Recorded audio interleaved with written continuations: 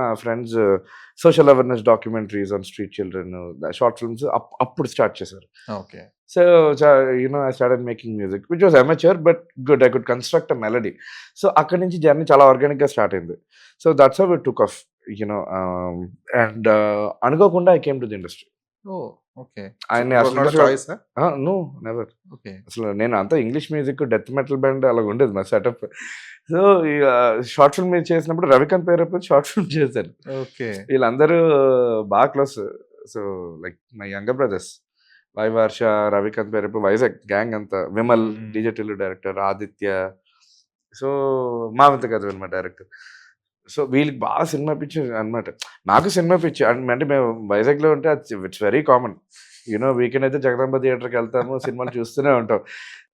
కానీ ఇండస్ట్రీలోకి వద్దా నా థాట్ కూడా లేదు నాకు. ఓకే. వీడు చెప్పాడు, నువ్వేంటి ఇండస్ట్రీకి రావచ్చు కదా, నేను అలా యాక్చువల్గా ఒక మూవీలో జాయిన్ అవుతాను, నేను రిఫర్ చేస్తాను శేష్కి అని చెప్పాడు. సో అలా రిఫర్ చేసాడు వాడు. సో అక్కడి నుంచి స్టార్ట్ అయింది.